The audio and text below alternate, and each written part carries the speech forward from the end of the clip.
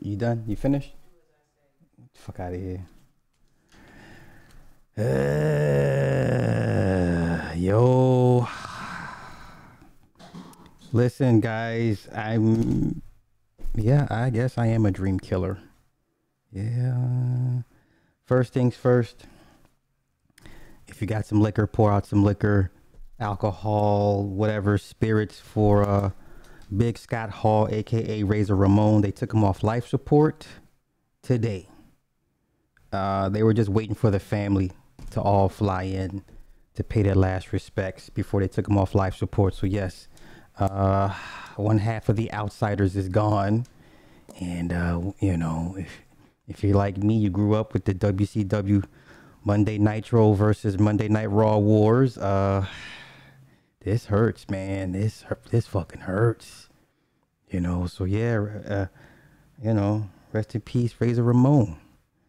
Yeah, like probably one of the most beloved heels, if that even makes sense. Like he was like he was a cool bad guy. Like he was such a cool bad guy that you didn't want him to be a good guy, right? You always wanted him to be a heel because he was so good at it. Jeez. Yeah. Yeah, I heard somebody said they unlocked his character off one of the wrestling games. I was like, oh, timing is. I don't believe in coincidences, you know. So yeah. William Ray, listen, you just like to be a contrarian. I ain't paying you no mind tonight, bruh. You like what you like. That's fine. Yeah. Shout out to everybody that's in, you know, that's here. There's no, I'm not saying not to watch it, Ms. Me with that. I'm not saying not to watch it. I'm just saying never trust Hollywood or never put your faith in Hollywood, because at the first 4 episodes, everybody was singing its praises. Even my wife was like, I like this show. Yeah, okay. until you don't like this show. Wait, my wife does not like black shows, right? I tell you, she's a reincarnated white supremacist. What? So her daddy is white. So let's, you know, she watches the Grit channel, the old westerns, all the white men shoot up everybody. And, you know, the black people are like, yes, sir. And the Indians are like, how? Right? And, so even she was like, I like this show. She never likes black shows. So I know some shit in the mix when she likes a black show. All right, so yeah, it was cool the first 4 episodes. And then I'm just like, if I know Hollywood, like how I know Hollywood, it's gonna go left. And it went left with this. The last 2 episodes just gone left, and it's off the rails. It is off the rails. It doesn't matter what they do with the remaining episodes for the season to redeem it or pull it back. It's already off the rails for me. See, for me, once you go off the rails, you know, you can put it back on the track, but it's not the same. So, let me do this first, okay? Before I get into that, there's a couple topics I wanna cover, if y'all don't mind, okay? First, let me pull the pop-out tag. Pop-out tag. Okay. Now, this could be a new wave, a new narrative, but this black while banking thing, it goes left once again. Oh, wait. I don't care, but that's the clone cat. I'm not going to do that. Where is it at? So, yeah, this black is banking by while black is pretty much taking a life of its own. Where the hell is it? Where is it? Okay, here we go. Hold up. I just want to cover this one time. Because, you know, I like Curtis Schoon. If you follow Curtis Schoon on Twitter, but he's dragging the hell out of Ryan Coogler. And I'm just like, bruh, it's regardless of what transpired, however that man wants to take money out of his bank account is how he wants to take money out of his bank account. Once again, they're shaming, you know, melanated men for doing what they want to do in regards to their money. So let me do this. So here we go. Bank calls cop for black man cashing the check from his boat sale. This was reported this morning. Okay, so Almond Brewer was surrounded by Arizona police after a credit union manager doubted the authenticity of an account holder's check. Authorities were called on a black Arizona man attempting to cash a check he received after selling a boat. The man, Almond Brewer, went to Pinal County Federal Credit Union in Apache Junction to cash the $3,200 check, only to be surrounded by police after a manager doubted its authenticity. Now, here's where the story goes completely left for me, and I'll point out to where it is, okay? According to a local report, the incident occurred in October of 2021 when the credit union manager called 911 while Brewer waited and told them the personal check was fake. The report notes that Brewer told the teller he had received the check after selling his boat to a woman on Facebook Marketplace, and she looked kind of surprised. Okay, now it's him with the boat. According to the bank, the check had red flags like an old log of the credit union, as well as a routing and checking account number that didn't match the member's information. However, here's the issue I have with this story. However, after running the check through a third-party verifier, its authenticity was deemed inconclusive, a fact the manager did not tell the police. Okay? When contacted by the credit union after the police had been called, the account holder verified she signed the check, but police didn't learn about that until 10 minutes into their interaction with a stunned Brewer. It was just, black guy, locks in his hair, tattoos, came on a Harley, Brewer told 12 News, let's assume the worst. Why embarrass somebody like that? Why, make them feel less than a man? He later wondered.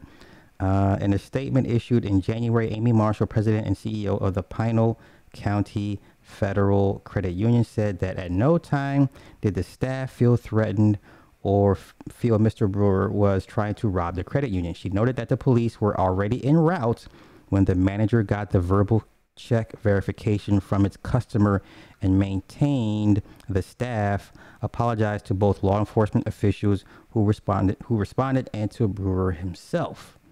They had seen an uptick in fraudulent activity, Marshall wrote, and their ultimate responsibility is to ensure safe and secure accounts. She added that their team undergoes diversity training and inclusion training and said that they will be reviewing the processes. Mr. Brewer, on behalf of Pinal County Federal Credit Union, she concluded, I would like to formally apologize for this confusing experience while visiting one of our branch locations. The situation is reminiscent of a recent now viral incident involving Black Panther Ryan Coogler, blah, blah, blah, blah, blah, blah. Okay, so once again, this new narrative of black men, black people being harassed, being denied services, trying to withdraw monies out of banks. This is the new, fear-mongering scare tactic, I suppose, right? Because now you have all this influx of stories coming out months later after the fact. Okay, so now that was that. Boop. Oh no, don't do this. Oh, come on, don't do this again. God damn it. Oh, you really are you really gonna do this to me? Okay, there we go. Better. All right, so let me get right into it. I'm not gonna drag this out because you only came here to hear me rag on Bel-Air, and I'm going to do that. Okay. So let me do this. Let me get caught up in these comments.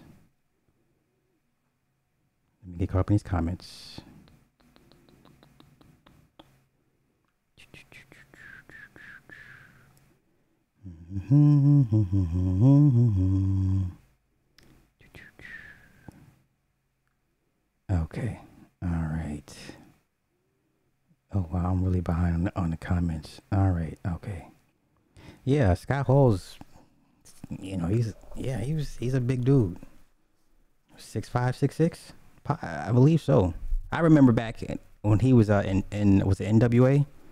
He went by Big Scott Hall, and he used to, This is when the Von Erichs were like the Von Erichs, you know, Carrie and the other, the whole family.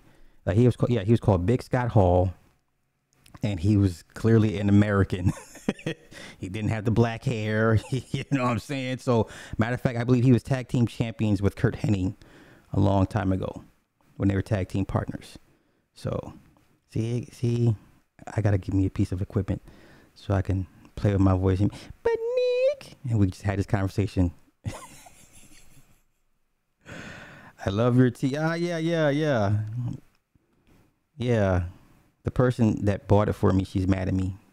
She, you know, what is life? What is life? What's life? She's always mad at me for some. Okay, if the original creators ain't on it or brains behind it, it ain't gonna be raw. Will Smith is involved with this. Benny Medina, all the original players are in on this, so I'm not sure why everyone's acting all surprised. Right? Don't be hating on the white man. Fuck a Western. Okay, every Western is the white man, and the white woman's all just like, oh, right? If the real Phil was alive, he wouldn't approve. I bet he was against it. The character's not the same and didn't watch it. I mean, I hear you, but his opinion wouldn't have fucking mattered. So, you know, I'm watching Dune again. Oh, yes, it's high rewatchability. Yes. I like it so far. I only saw up to episode 4. Then you haven't watched enough. You episodes 5 and 6, you will be disappointed, or you'll see with the bullshit coming in. Yep. It's just a matter of time, y'all. The only thing you just sitting back and you're asking yourself, okay, who's going to be the gay character? It was too good to be true. Who is going to be the gay character? Okay. And yeah, I fuck with Scoon, but Scoon is wrong with this Ryan Coogler thing. Okay. Esoteric Bay, hey. Yes, it was a pregnant black female that called the cops. The boat is giving meme vibes. Okay. I'm asking for. I don't even like going into banks. Like I'm okay with just doing my shit over the phone. I don't even like NWO. Come on, man. Listen, DX was cool, but listen, the greatest. I think pretty much everybody can agree. The greatest, one of the greatest moments in wrestling history is the night that Hulk Hogan turned heel. Because you already had the outsiders whooping ass. I mean, they were beating up everybody, and everyone kept speculating who's the third man, And that night at SummerSlam, I believe it was Hogan and somebody else. Well, I think it might have been Macho Man. Don't get me wrong, but the night that Hogan turned heel and was revealed to be the third man, and the NWO was established, one of the greatest moments, top 3 moments, wrestling history ever. Like, everybody remembers the night that Hogan turned heel. Took the belt off, started whooping homeboy in the ring, and Mean Gene's like, what are you doing? What the hell are you doing? And then Hogan goes on this long ass rant. And they all raised their hands up together. It was a beautiful moment. Best heel turn ever.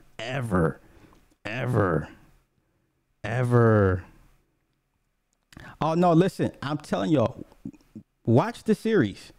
First 4 episodes is cool. Even like the first episodes, I was like, okay, they doing too much. And I'll explain why. Once again, I'm not doing a deep dive. I didn't take notes. I'm just going off from what I remember. So you guys that have watched it freshly will remember some things that I'm going to miss. Okay, so just bear with me.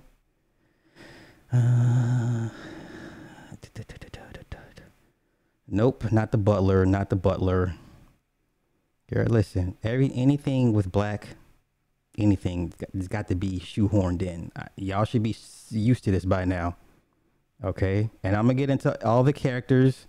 I'm gonna say some things you may not like. Okay. Yes, listen. I'm going back on my Hogan rant.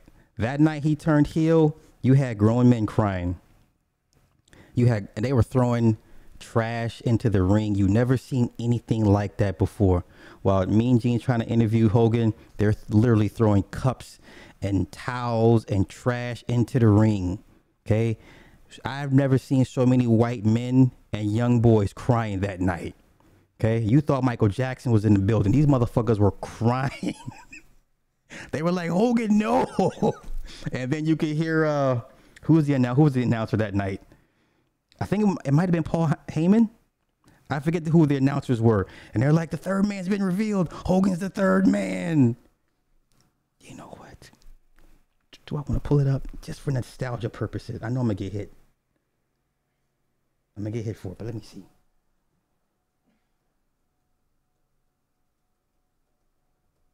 I'm going to get hit for it.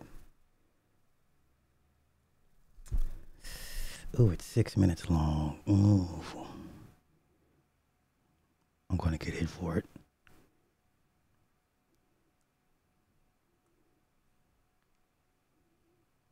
Wait a minute. Okay. I have to. I'll take the copyright hit, but I just have to. Just for nostalgia purposes. Shut up.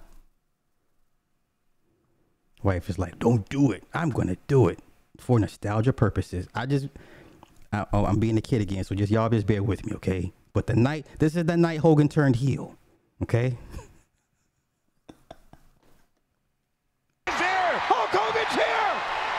Hulk Hogan is in the building! You're damn right he is! Go get him, Hulkster! Yeah, but whose side is he on? Go! All right, so there's your first clue.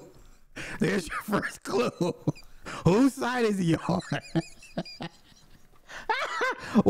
I want y'all to watch the white people's reaction in the crowd. Okay, you can say wrestling is fake all you want. Those reactions in the crowd, that was real. Okay, you just sold yourself to the devil. Oh my goodness! Wait, I just want to get to his interview part because the crowd, they go nuts. They go nuts. I just want to hear him talk real quick. Here we go. Okay, here we go. Believe it. I just had to walk down memory lane. These people are upset. And then they do like a pan shot of the crowd. And these people are just losing their marbles. Like, I've never seen so many white folk upset. Like men and children upset. All right. Okay, that's enough. I'm good.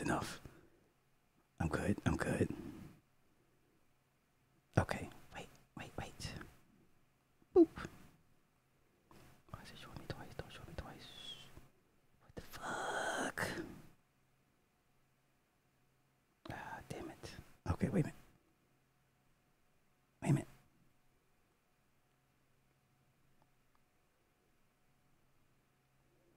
Cam is acting real funky tonight. And I don't like it. Okay, there we go. All right. Okay. Rest in peace, Scott Hall. I couldn't help it. I couldn't help it. So, yo, let me address the super chats early. Well, you guys ain't wasting no fucking time. E Noble.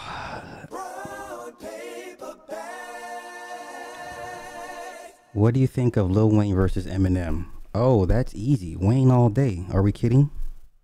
Like, seriously?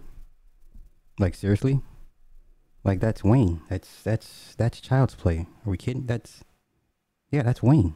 What are we talking about? That's Wayne. Rebel Zoe, where you at? Did you see the outfit he had on at the premiere? No, I did not.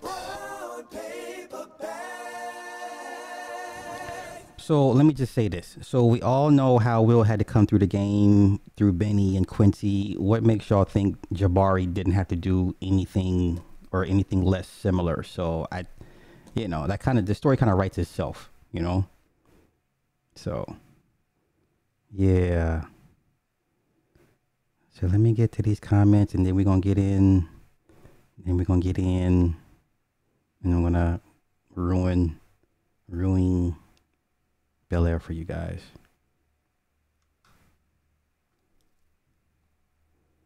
Okay.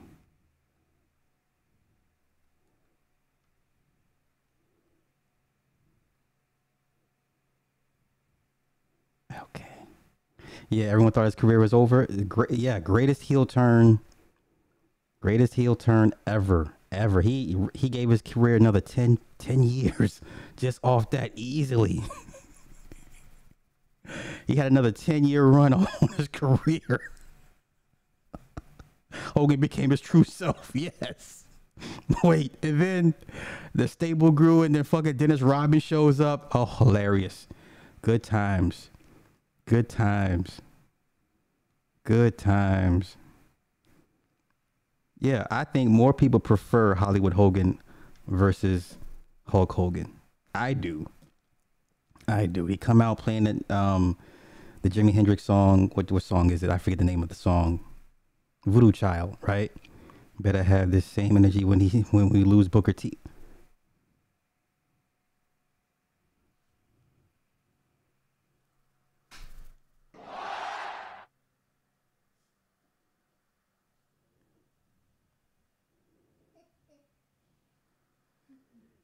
Sly better have the same energy when we lose Booker T. Booker T. Booker T. He's like, who's the fat guy? Who's the fat guy everybody hates? The fat black guy that coons all the time. Who's the fat black guy that's always cooning? Damian Woodley. Booker T is like the wrestling version of Damian Woodley. Coon shit. I remember the shoot on Booker T. They asked him about the racism. I don't know. I never had racism. That Booker T. That Booker T. Coon T. Yeah, no. Well, Sly, will you make a video about Booker T if he passes? No. Booker T didn't. No. It's one of those characters I just didn't give a fuck about. Even when they were winning championships with Harlem Heat and him and Stevie Ray, I didn't give a fuck about Harlem Heat. You know why I watched Harlem Heat? Because of the white woman, Crazy Sherry.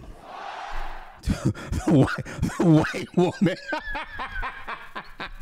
The white woman that was handling and managing two black bucks, right?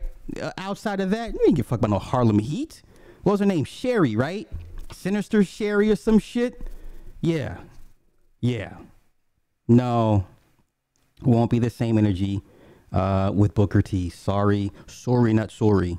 In my up north voice. No. Fuck out of here. Necessary bought it for me, so you have to ask her. This motherfucker asked, will I have the same energy when Booker? Man, the fuck?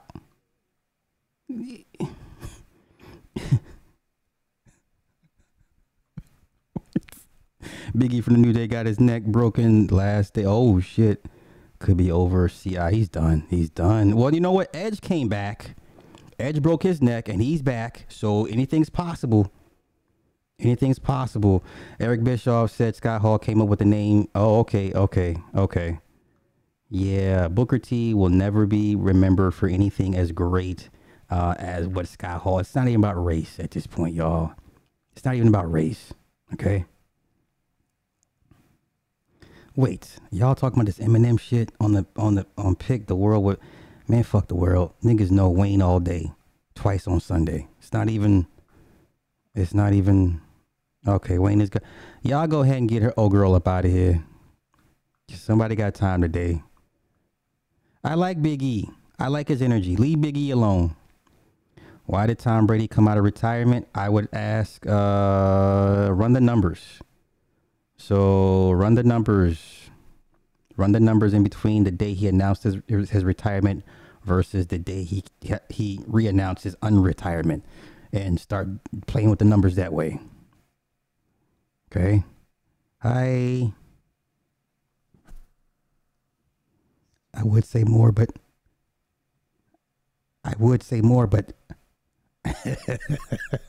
Big E can't come out twerking. Yeah, you know what? And they were the rainbow outfits and then the rainbow fruity cereal.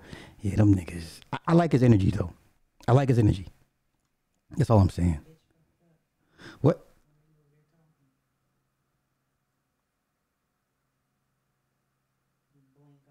What the fuck ever? Something in my eye. Hogan, final form. Yes, Hollywood all day. Yeah. Clearly, best second career, third career run ever. Yeah, can you dig it, suck? Yeah, ain't nobody tripping on no goddamn Booker T. Nobody was tripping off no fucking Booker T. Booker T will not be fucking missed. I'm sorry. Booker T has become a company man, and he's a running joke amongst everybody. Like, he won't even stand up for himself. So that's Booker T's legacy. Sorry.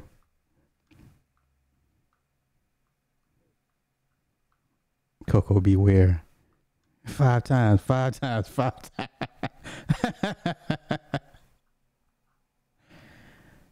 And I like Booker. I think he's a phenomenal talent. The way he's been able to keep, himself in good shape, even as an announcer. But no, his politics. He's a company man. The Spinneroonie is funny. The Spinneroonie is funny. Yeah, they from Texas boys. Yeah. Yeah, he does do a podcast. I haven't listened to it in a while, but Booker T was breakdancing for you niggas. That's so fucked up funny. Sister Sherry, that's her name. Yes. It was. That's all we listen. Come on, y'all. Two hulking. It was such a. What is it? It was like almost like some slave play role shit. Two hulking, Mandinka Negroes, and this, this dainty, brunette. I mean, sultry looking brunette. Yeah, come on, man. That's some cuck fantasy shit that them niggas took part in. Fuck out of here. Oh, you know what? I take that back. You know what Booker T's gonna be remembered for? Let me find it for y'all. I know what Booker T's gonna be remembered for. Hold up. I got the perfect.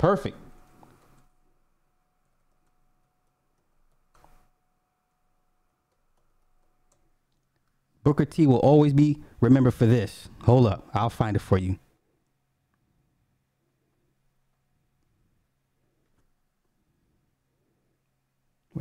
Wait. Here's Booker T's shining moment. If you're a Booker T fan, this is what he'll be remembered for. Nothing else. You ready? You already know. We take what we want, and after we take Lex Luger and the Giants, we want the gold, sucker. Hulk Hogan, we coming for you, nigga. I should point out for the record.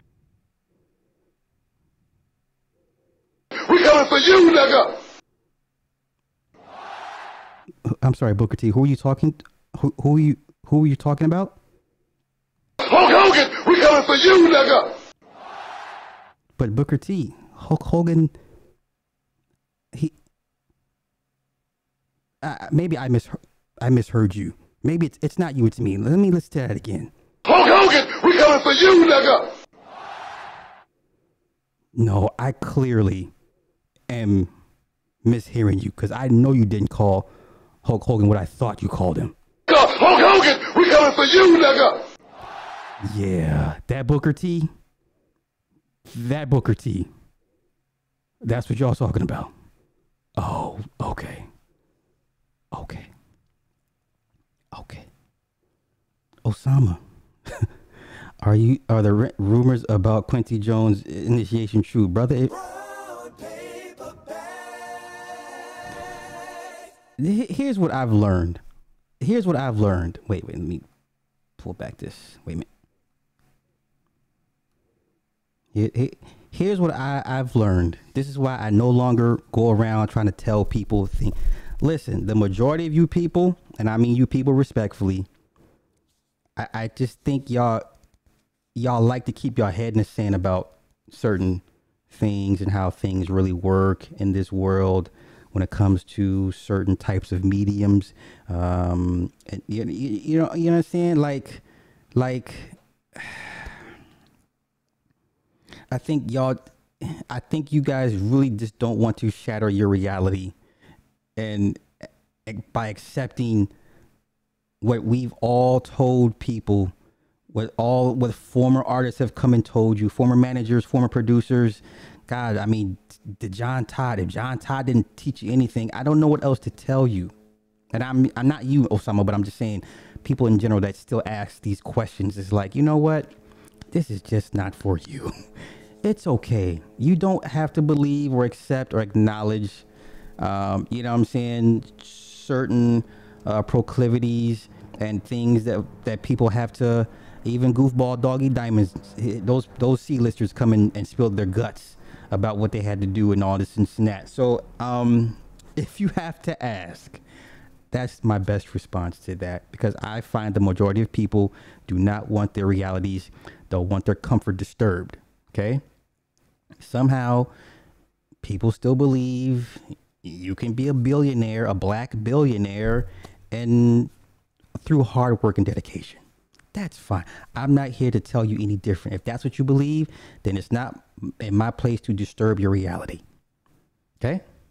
All right.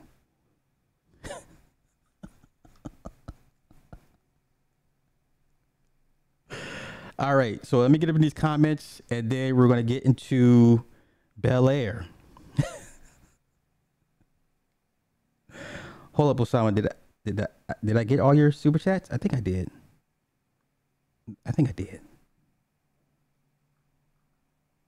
Yeah, I did.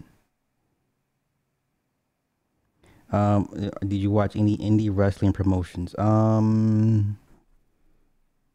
No. Well, I mean, NXT before it got big, AEW would before it got big. Now everyone's corporate and getting corporate money. I'm over it now. I'm over it. So, I'm over it.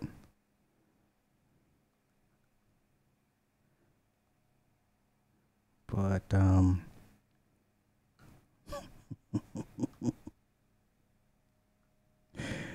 yeah, y'all, the Booker T's, y'all can miss me with that shit. Yeah. Yeah, I remember that segment. Booker T is up there with Scott Hall just based on what he did. Disagree. Okay, Club Fortune, I'm so behind on these comments, bro. So give me up to speed on who's talent pipeline the wrestling school. I'm assuming that's Booker T, right?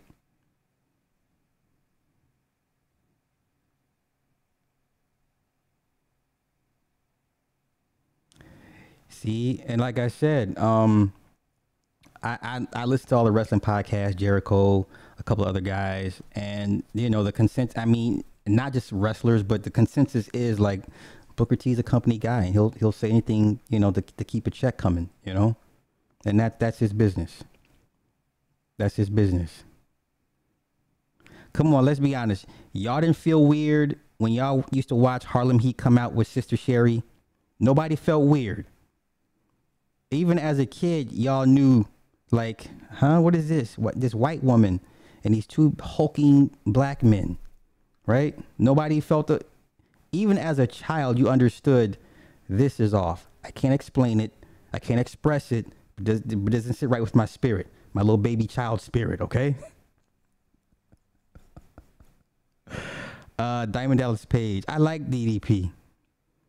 He was just in this series I was watching. It's called Guardians of the Justice or some shit. Adi Shakur just did the, if you know Adi Shakur from Scott Pilgrim versus the World, he's the Indian guy, director. He just did the Netflix series. Diamond Dallas Page was in that. It was pretty good. The guy who played Jason, the reboot, Derek Mears, he's in this series as well too. I literally just finished this up earlier today. So,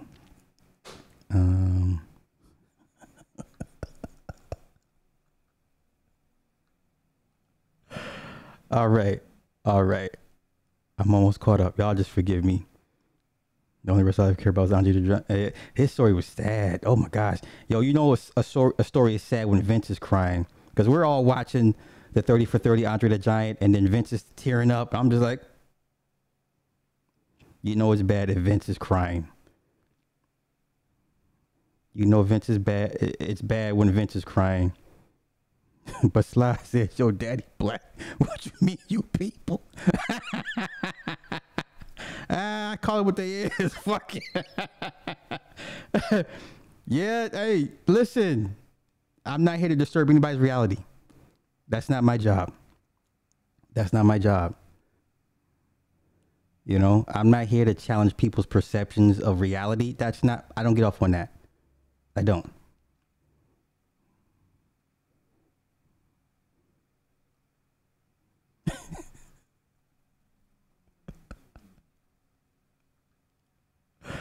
Oh, it hurt me when I found out about Muhammad Ali on his way. Yo, that's what I'm saying. The Muslims, they don't talk about that shit.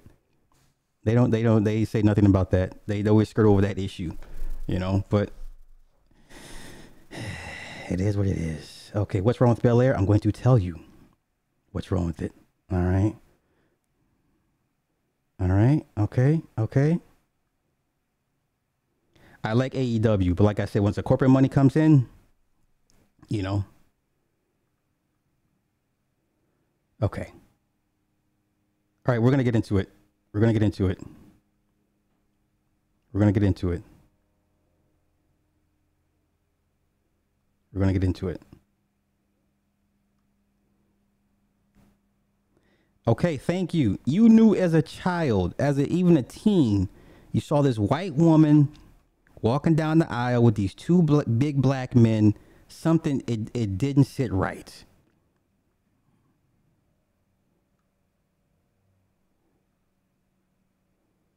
Okay. Yeah, I remember that story. Yeah. Till you wanted to fight him.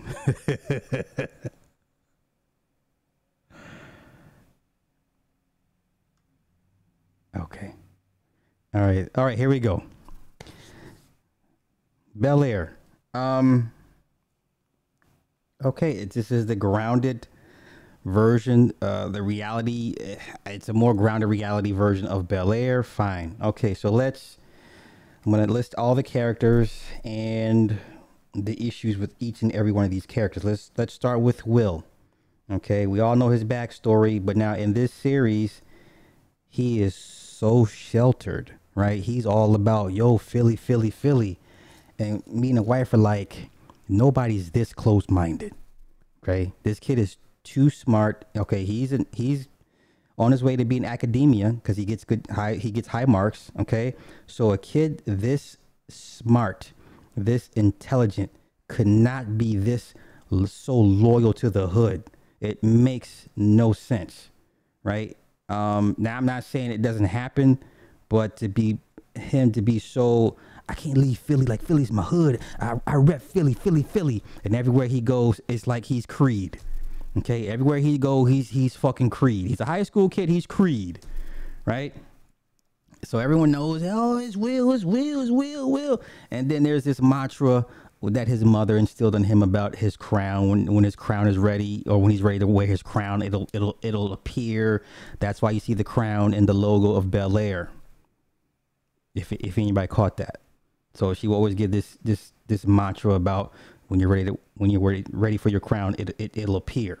Okay, so he's, you know, he got all the sling down, the terminology. Everybody's a bull. Everybody's young bull.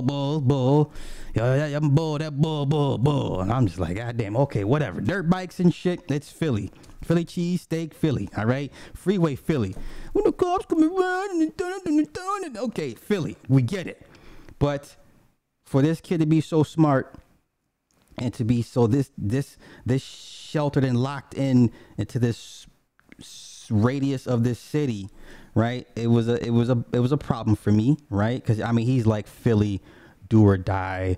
He's being recruited by recruiters. He wants to stay close to Philly. You know what I'm saying? Like, he wants to put Philly on his back and carry them shits like Black Rob carried Bad Boy. You know what I'm saying? I'm just like, this is not realistic. This kid's from fucking high school. But okay, fine. I'll give you that.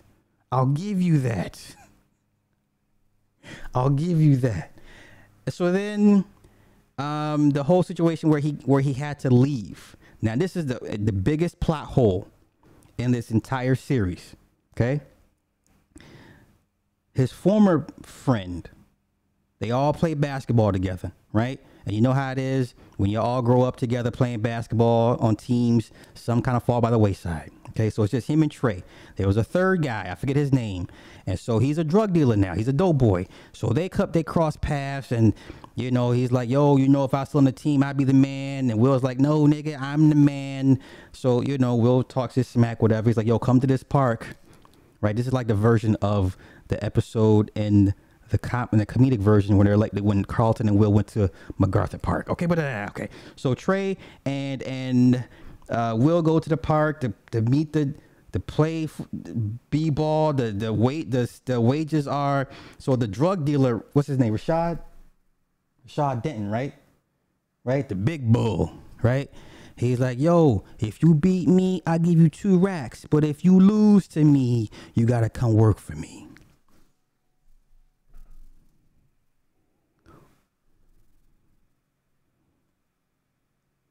So the script writers make Will take this bet. So you have a high school phenom who's on his way to college, but he's so entrenched into the hood that he's willing to risk his life, limb, legacy, scholarships to prove a point to a former friend that he's still the better basketball player. And not only that, he agreed to a wager with a known drug dealer, a gangster, that if he loses, he will have to work packs for this guy. And the flip side is if he wins, he gets 2 racks. Okay, fine. The game is hotly contested, but it's clear that Will is the better player. Will wins the game. So then the former best friend, the opponent, gets mad, throws the basketball, and it hits the gangster in the face. So the gangster's like, yo, who threw that? Who threw that? Of course, the nigga that threw it ain't gonna say shit. So here comes dumbass Will. It don't matter who threw it. Pay us our money. See. But before they go to the park, Trey's like, yo, I'm bringing heat, cause nigga, you know these is niggas we dealing with. We can't go there unarmed. So nigga, I got the pistol on us in case some shit go down. Cut back to Rashad, like, who hit me in the face with the ball? Here comes Will, like, nah, fuck all that, nigga, just pay me my money. So then he's like, well, nigga, I'm gonna take my frustration out on your ass. So a fight ensues. Trey's getting beat the fuck up like Jim Jones did at that concert years ago. Oh, no, I take that back. It was who was getting beat up and Jim Jones ran. Right? You know what I'm saying? He was getting beat up like one of them dipset niggas. And Will actually runs off and then looks back and Trey's getting his ass whooped. So Will pulls out the piece out the backpack and fires a shot or some shit, and Rashad's like, yo, you better kill me, you better shoot me, you better kill me, bull, you better kill the bull. He didn't kill the bull. So the cops show up, everybody goes to jail. Will gets popped for the gun. Okay, before I get into it, let me get this super chat right here. Let me see who's this. The name is, hey, my man. He says, wouldn't a drug dealer make more money betting on games, having Will throw games and point shave instead of selling drugs? Sir, you watch too much Above the Rim. You watch too much Above the Rim. No, that makes sense. So Will's in county, sell across from the Rashad, the gangster, right? So Will's crying because he's never been in jail. He's in trouble. He's crying and he's like, yo, them tears ain't gonna save you, bull. Them tears ain't gonna save you, bull. Somehow Will gets let out of jail. So then the gangster thinks he snitched. Once again, the biggest plot hole in this entire series. And then the mother picks Will up from the police station, takes him straight to the airport. She's like, you gotta get the fuck out of here. We gotta get you out of here. Uncle Phil made some moves. We gotta get you on the flight the first thing up out of here. So he's out there getting adjusted. Back in Philly, Trey's like, yo, man, they think you snitch. Now, first of all, if they pull strings to get the boy out, there's nobody to snitch on. The gangster bull Rashad knows, he's been in enough shit situations to know if a motherfucker snitch, you got paperwork to prove it.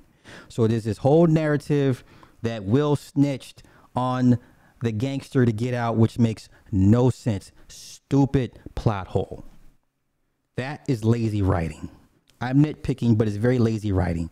Moving forward, Trey gets shots because Rashad's looking for him, blah, blah, blah, blah, blah, blah, blah. Okay, this is basically Will. And then Trey is the friend that you have to eventually get rid of because this nigga will take you down with him. He's like, you can't leave. There's this whole back and forth. They get into an argument and whatever. That's further down in the episodes, whatever. So he's in Bel-Air, whatever, making adjustments. Carlton. Let me get to Carlton real quick. Let me do Carlton first, okay? Now, for those that are on Twitter, such as myself, Twitter can be your best friend. Twitter is Twitter is a very good friend of mine, okay? R.I.P. to Tumblr. But Twitter is a very good friend of mine. Me and Twitter. What'd you say? Who? Why? Yeah, man, Tumblr was, listen, I missed the fuck out of Tumblr. But anywho, let's get to Carlton. The casting director, I believe, purposely cast this young man to elicit a very strong and negative reaction of a Carlton, which is smart, right? In the comedic version, it's hard to not like Carlton. Matter of fact, I surmise that Carlton is the better person than Will. Okay? Let's be honest. I believe, but okay. So the casting of Carlton is a smart move by the casting director, whoever casted this young man. But here's the problem. He's African. Your first initial. Now, I'm not trying to get back on the FBA Tariq versus the world narrative, but Carl, you instinctively look at him as like he's an African. Ugh.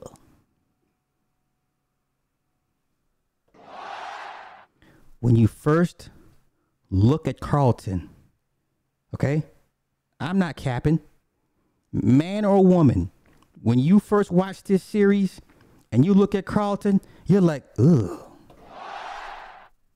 Ugh. Right? You're like, ugh, you're African. Oh, they cast another African? Look at my Drewski on. Okay? That's smart. Because you're already not liking the character before he even gets started. And then he's got this big ass fucking head. You think my hairline is bad. His head is so oblong. And then his hairline, it's a natural hairline. But his shit makes me and Stephen A shit. It's like, okay, I don't feel too bad when I look at Carlton. Dead ass. And he's a young guy, he's a good actor. But yo, on Twitter, I've never seen, it's not even about being dark skinned. They drag this man so bad on Twitter. Do you understand? Like, I've never seen somebody be called ugly so many times and so often. Like this. You're like, ugh. This is not a good looking dude. No homo, but ugh. Like, and then as he does what he does, you grow to dislike him even more. You begin to hate this character. I feel for this young man. Because this young man, for the next, no matter how long this series lasts, if this series gets a 3-4 year run, for the next 10 years, he's going to forever be known as Carlton, the ugly Carlton. They call this nigga the ugly Carlton. This nigga had his own hashtag, ugly Carlton. Do you understand me? This nigga had his own hashtag, ugly Carlton.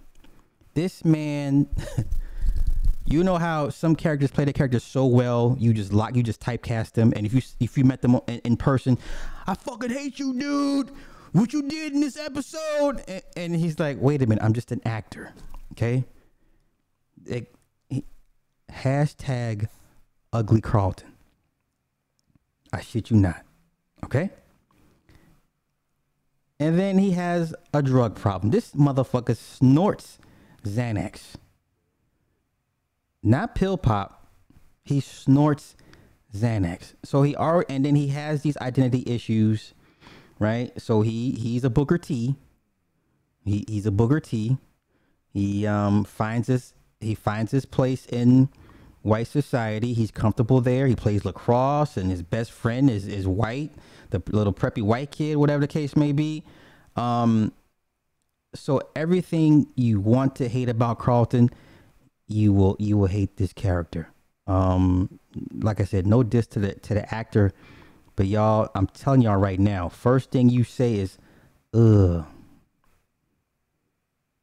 This isn't, and he makes these facial expressions, and he has this high whiny voice, and he's like 5'3", so you have all this perfect culmination, this perfect storm to hate a character. I hate this character. I thoroughly dislike Carlton, and like I said, and I get too wrapped up in this shit because I'm like, this is an ugly ass dude. Not only is this dude ugly, I hate this character. You know what I'm saying? So that's Carlton. That's Carlton. And there's some stereotypes. I'm gonna break down the stereotypes. And once again, I did not take notes. This is all freestyle from what I can remember. Okay. I will say this: the good thing about this show, they're all dark complected except Ashley. So the entire family is dark complected. I like that. I'm happy with that. Okay. Yeah. So you got a cast of dark complected people outside of Ashley. Okay. All right. So we got Carlton. Who do I want to do next? Trey was nah. Okay, we got Jazz is like, I don't even know what I guess for me, Jazz does not have enough of a character arc, but he's, your typical fly West Coast guy that knows somebody, whatever the case may be. I'm disinterested in Jazz. It's not the same, right? He's who Will meets first out, drives him to the mansion. So the Jazz you think you remember from the comedy is not the Jazz in this grounded reality. So I'm already like, I'm not even looking for Jazz because, like I said, he doesn't have a character arc that I care about, nor does he have enough character development for me to even get into. Okay? All right. Let's do Hillary. Hillary's a little chocolate thing. Hillary's tall, long-legged. She gives me, who's the girl from Belly? The dark skin. She gives me those vibes. She has a scar on her cheek. It's a real scar, right? She is either she's a Disney or a Nickelodeon kid. She comes from one of those two pipelines. I forget it. It's either Disney or Nickelodeon, but she's a child star. She put out some records a few years back, and did some decent numbers. She's formally a singer, as opposed to her being an actress. But anywho, Hillary is self-motivated. She's driven. She's a social media influencer. So once again, the trope is, okay, you're a young, successful black woman, and your shtick is cooking on social media. That can go both ways. All right. So she's always streaming somewhere, something, and she's a pretty good cook. All right. So then she tries to get into she wants to get into social media houses. So there's these houses where all these social media influencers live together, and they just post. It's these two niggas that like to play practical jokes. At a dinner, one of the niggas gets butt ass naked. I'm just like, come the fuck on. So you already see where this is going. And then the main issue Hillary has, because the guy that runs the shit, the white dude, is like, look, I need you guys to post every 24 hours. He's all about analytics. He's an analytics heavy driven person. He's all about analytics, whatever.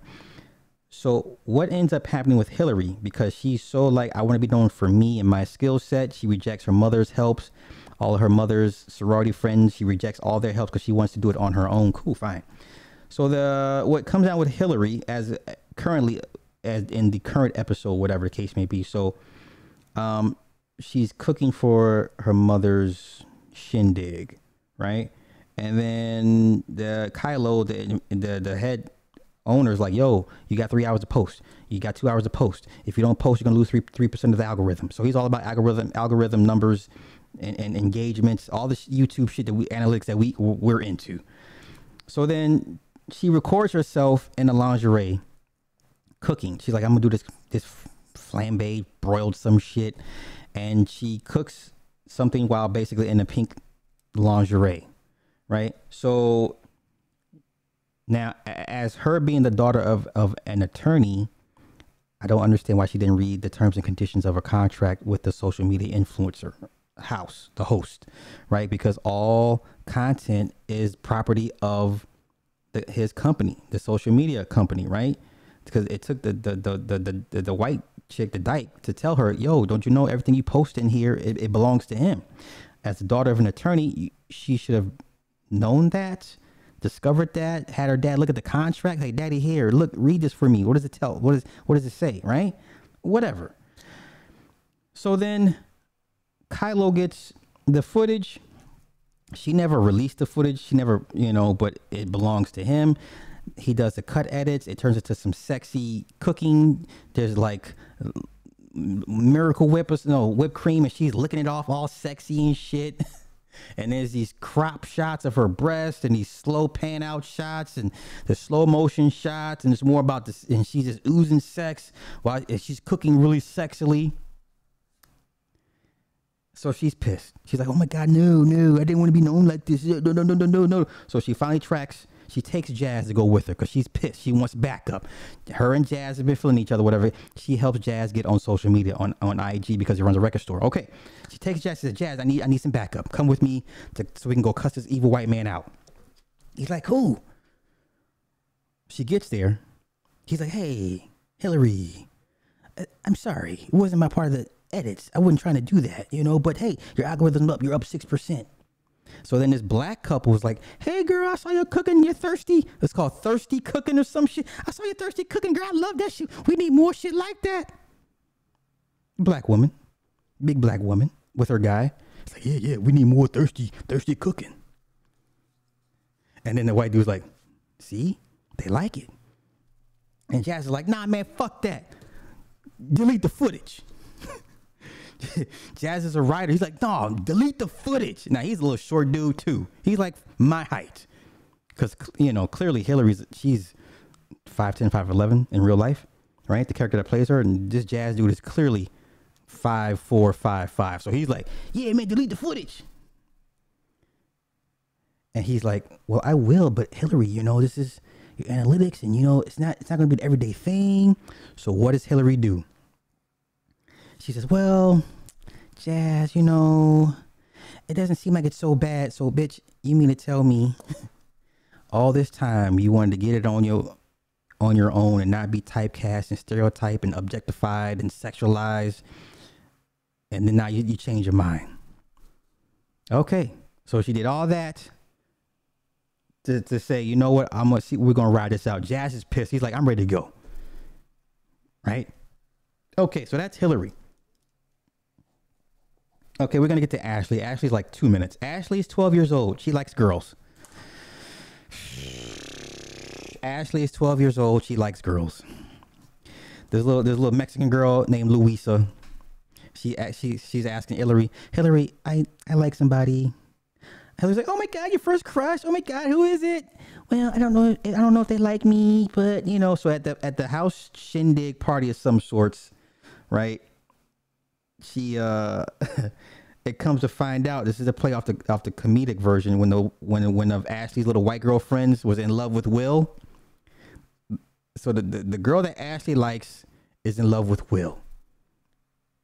Right? She's like, hey, I have somebody I like. And she's like, oh yeah, you do too? I like somebody too. She's like, who is it? Oh my God, it's your cousin Will. I love him. He has so much swag. I love Will. And Ashley's like, damn. So Ashley's 12 years old, likes little girls. That's part of the fuck shit. So that's fuck shit number 1. Well, actually number 2. Will is like fuck shit number 1. And then Carlton would be number 3. Wait. Hillary would be number 4. So that's 4. examples of effery. Okay, I ain't get to the parents yet, and I ain't get to Jeffrey yet. Is anybody that I'm missing that's important? No. So we got Ashley, Hillary, Jazz, Trey, Carlton, Will. So who should I do next? First things first. First things first. Let me get up in these comments. My bad. Rebels, I'm sorry, bro. I'm just bear with me, y'all. The bully is easy. The block captain battle rapper.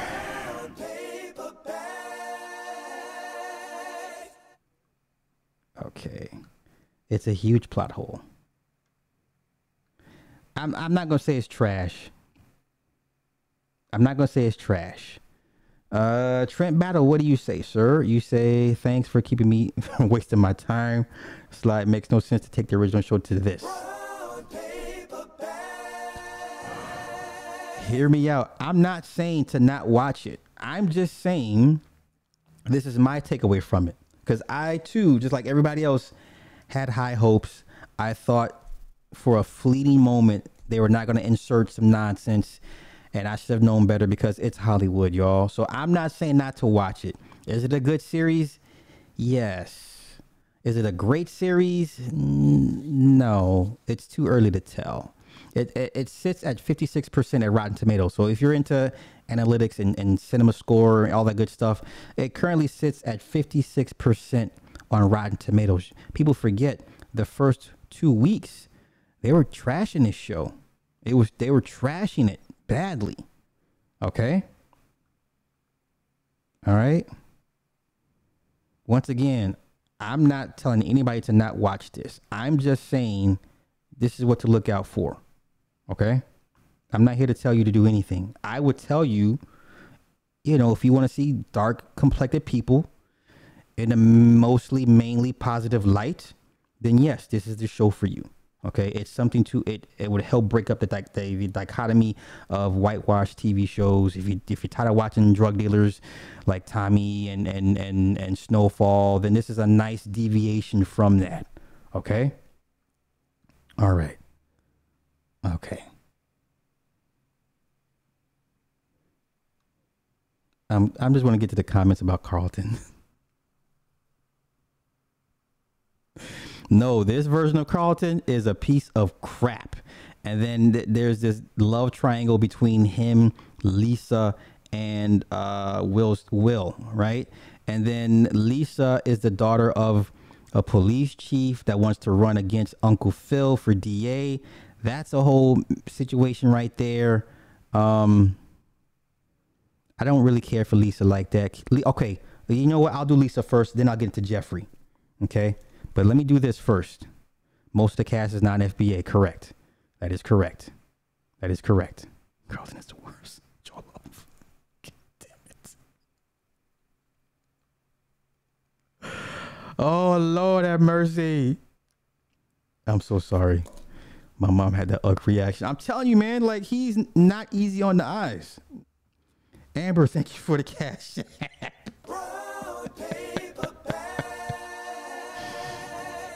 All right. This is Nigerian Fresh Print, man. Listen. Yes, Jollof Carlton. Yes. Yeah. The guy that plays Jeffrey is a Brit, I believe. But I'll get to what's wrong with Jeffrey too. I'll get into the stereotypes. Okay.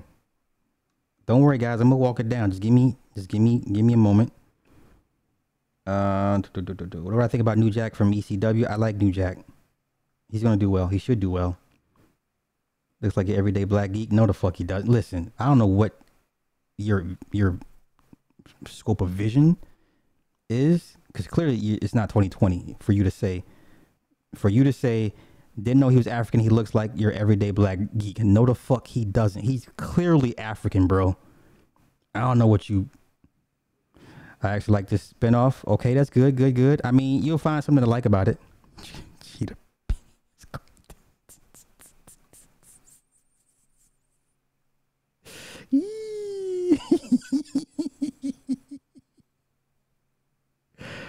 Oh, you guys are brutal tonight. That's why I thought to myself about Carlton. Spot on. Hey, we're not crazy. We're not crazy. They got Victor Oladipo playing Carlton. Oh my goodness. Oh my goodness. All right. Okay. Tether Carlton.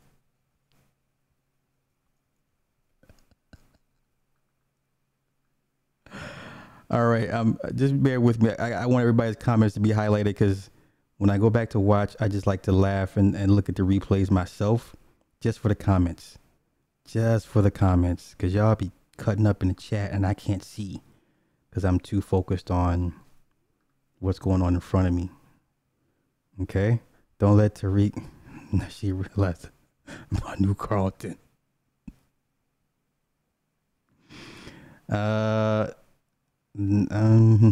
Okay, so we're gonna get into Lisa real quick, and then we'll get into Jeffrey. Why they even doing this show? Because we're gonna watch it, bro. What the hell did they do to Fresh Prince? Like I said, you it's up to you to find something to like about the show. I'm not telling you to not watch it. I got coworkers that do that. Yeah, so even with Carlton, man. So the one dust up when Will first got there is the locker room scene. They're playing hot nigga, right? Oh my god, they're playing. So Carlton and the white boys are all dancing the hot nigga after a lacrosse practice. Will walks in and the white boys like hot nigga, and he listen. You know how motherfuckers be acting, right? But they don't be acting. Yeah, remember in the movie Crash, Sandra Bullock. Before that. Remember the picture of Sandra Bullock next to Jesse James, and he had the Hitler outfit, and he's thrown the Sig Heil, and you were like, "Damn, bitch! Like, are you really like this? Like, you know what I'm saying?" So we started looking at Sandra Bullock a little crazy. So when the movie Crash came out, right? Of course, she's in character, and she's complaining about the locks being changed because she didn't want the Mexican to get the keys or some shit. And I was like, "Ooh, bitch! I felt that. I don't think that's acting." Right? Who else says the word nigga? Like, who is the white dude that I like so much? The crazy white dude, Sheriff of Red Rock, Chris, man. But what's his real name though? Walter Coolidge or some shit, right? So one of my favorite white actors, I think his name is Walter Coolidge, right? He was in The Shield. He was in Django. He was in Justified. He was in Hateful Eight, right? I'm Sheriff of Red Rock. I love this white dude. I fucks with his acting, right? But when he be saying nigga, I just be like, motherfucker, you ain't acting. You know what I'm saying? Like I cross my arms like, you ain't acting. I think you mean that shit, right? Walter Goggins. Yes, Walter Goggins. When some of these white actors say the N-word, I just be like, you know what? Nah, bro, you ain't acting. I'm looking at you with the squinty eye. You know what I'm saying? So they're going back to the locker room. They're like, hot nigga. Will's like, yo, what the fuck's wrong with you, man? You can't be saying that. Don't none of y'all say that around me. Like, he tells the whole locker room, no, none of y'all said that around me. So Carlton checks him in front of his boys and like, yo, what are you doing, man? It's my people's, man. It's just a word or whatever. So then Carlton later on makes a good point to Will. He's like, look, why is it the word matters? Because Will called Carlton a nigga, right? There's the back and forth exchange. So he says, oh, so it only matters when you call me a nigger, but when they call us niggers, he had a point. Right, it's the whole N-word thing. So some people get mad when you hear Asians call themselves that, and Mexicans call themselves that, white dudes call themselves that, whoever. And it's like, wait a minute, we kind of made it cool. We made this word cool because if we refer to ourselves as such, it's just a matter of time before everyone else is like, oh, it's cool, right? And then you get those pocket of people that say, yeah, you can say it around me, it's cool. Like, you my nigga. You know? Then listen, you can't pull that shit with them small hats. Even they don't refer to themselves like that in derogatory terms. Not in front of you. You understand? All right, so I'm getting off track. Let me get a couple of these comments. Bel-Air sounds like them. See, no, it's nothing like. Once again, y'all hearing, what you've heard about the show, go watch the show. The best thing you could do for yourself and your inquisitive nature is to go watch the show. Don't go off what you've heard, right? The reviews, you know what I'm saying, that's suspect. It's speculative, right?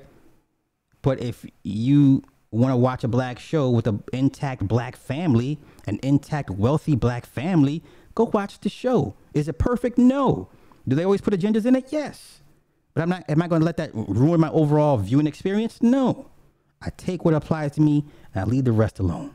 I'm just giving y'all what stuck out to me. Okay, I'm not doing this to dissuade anybody from watching this show. It's a good show. Good, not great.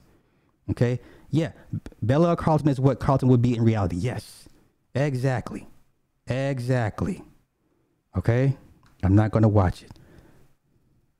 Okay. All right, I mean, that's cool. Let me get to Lisa. Because there's no way I'm going to get caught up in these comments. See, that's what I'm saying. Jazz is in it, motherfuckers. Jazz look like Jason Weaver. Yeah, he does. There's no throwing out the window. None of that. None of that. But Hillary does live was living in the pool house or the guest house. Okay. Terrell Hicks, that's her name. Yeah, she came through Disney. Okay, gotcha. Thank y'all for the correction. Yeah, she came through Disney. So, okay. Coco Jones, that's her name. That's right, she was in a Bronx Tale. Colodolo. That was his name, Colodolo. Jeffrey, yeah, well, Jeffrey is a stereotype too, in a certain respect. So hold up.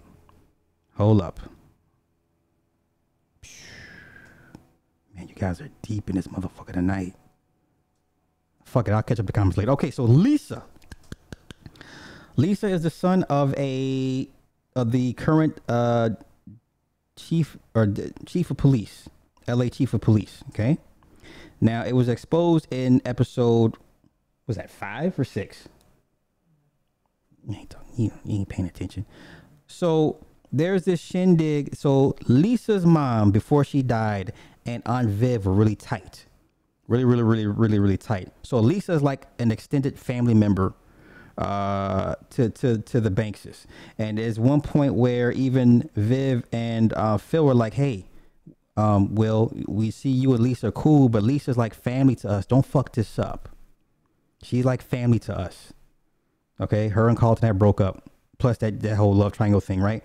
So there's this shindig that they throw in honor of Lisa's mother. She died from cancer. But her stepmom, her new stepmom, her daddy's new wife, the police chief, she's white. She's white. And she's pregnant. She's white. And she's pregnant. Okay?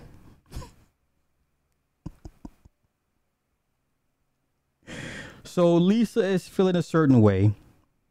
So then everyone's trying to mix and mingle. The white woman, the pregnant white wife of the police chief, is trying to, be cool, be down with everybody. And Viv is already upset because Lisa's upset. All right. And she's already pregnant. And then the mama died literally a year ago. So there's this discussion. It's Lisa, the white woman, the Viv. So the whole time in this episode, Phil's like, Viv, babe, I need you to be more tactful, because in the poll ratings, they had the poll results, and then they had the Q ratings about how they feel about the candidate and their significant other. So her Q rating is not as high as it needs to be because they feel that she's a bit combative, right? She's not very tactful. She's always saying what she says. She wears her heart on her sleeve. She says some things that maybe she shouldn't, and that's another dynamic between her and Hillary. The mother wants Hillary to do well. Hillary's like, man, just give me a compliment. Just give me a compliment one time. Just say one time I did good. Right? Because Viv was always like, well, honey, you should have done this. You should have done that. I mean, that's great and all. And Hillary's like, man, just all I want is a all I want is you did a good job. Okay. So before the party, Phil and Vivian's like, okay, look, I'm gonna speak when spoken to. I'm not gonna say anything. I'm gonna shut up. Right. So the whole time, her patience is being tested by this white woman, this pregnant white woman, to the police chief, whose daughter is her dead friend's best friend, and it's a party in her memory. They do this every year. So it's revealed the white woman's talking like, oh my God, yeah, I love him so much and he's so cool. And then we met down at a golf tournament. And we were at a golf tournament or some shit. And they all was like, wait a minute, 2018? Mom died 2019. So the whole time the mom was dying, he was fucking around with the white woman. So the white woman got pregnant like right after the mama died. And it all came to a head. And Viv was like, fuck all this. Blah, blah, blah, blah. Viv goes off. Lisa goes off. Phil comes in. So obviously there's obvious tension between Phil and the police chief because on the campaign run, they convinced Uncle Phil, like, look, you're too out of touch with the people. We need you to become a little bit more grounded. This defund the police thing is a serious thing. Police brutality, blah, blah, blah, blah, blah, blah, blah. So Phil's like, okay, yeah. So during the one interview or one debate, whatever, he's like, yeah, defund the police. It's critical. It's crucial. Of course, all the poor black people are like, yeah. His numbers go up, but then it pisses off the police chief and the DA. So the police chief and the DA call Phil to the side during a concert, right before they go to a concert, right? He's like, look, this defund the police thing is, that's not what we signed up for. Like, whatever the case may be. And Phil's like, well, I say what I said, because there's one episode when Phil is trying to garner support from a reverend. He goes back to his old he's Alpha Phi Alpha, so he goes back once again. Alpha Phi Alpha turns out more attorneys than any fraternity. So Alpha Phi Alphas are known for attorneys. Okay, so he goes back to Alpha Phi Alpha. His old name is Yamakra, right? Because that's where he's from. And he was like, yo, Yamakra, and he reconnects with the brothers and he does his line stepping and shit. And so he gets an endorsement for the black preacher. Man, I'm kind of all over the place. So just bear with me.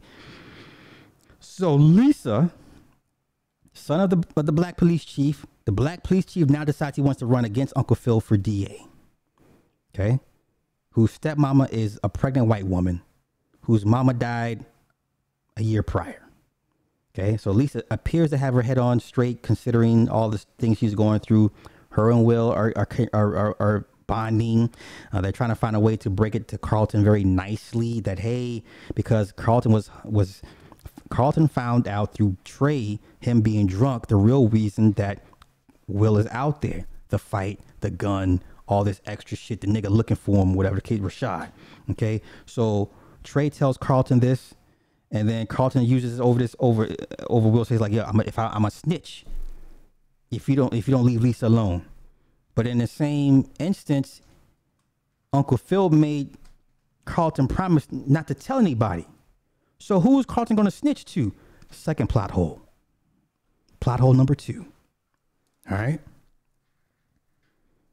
Now we're off Lisa. Let's get to Jeffrey. Okay. Now everybody's all, oh, Jeffrey's dope. Yes, Jeffrey is cool. But once again, what's the real problem with Jeffrey? Okay, Jamaicans somehow have been typecast as murderers. Okay, I don't know what Jamaican movie that you ain't find on Jamaicans, they ain't murdering somebody. Okay, so here is the spiel with Jeffrey. Jeffrey came from Kingston, went to Britain, made his way to Bel-Air to work for Philip. He's almost like an Alfred to Philip's Batman per se, right? Jeffrey is very cultured, well-spoken, very articulate. He's a man's man, right? But Jeffrey is a killer. Okay? If Uncle Phil needs somebody murked, Jeffrey is the trigger man. Good or bad, but once again, you're typecasting another Jamaican as a killer, as a murderer. You know what I'm saying? He's, like I said, he's he's all these pluses, right? He's the house manager. That's his official title. He's the house manager. He manages the daily affairs of Phil during his campaign. He's Phil's confidant, right? He explained to Phil, hey, if you want to reach Will, you need to come down to his level, right? So he's the Renaissance man that kind of is the glue that keeps the family together. Same way Jeffrey was in the comedy version, right? But this is a more serious, more grounded.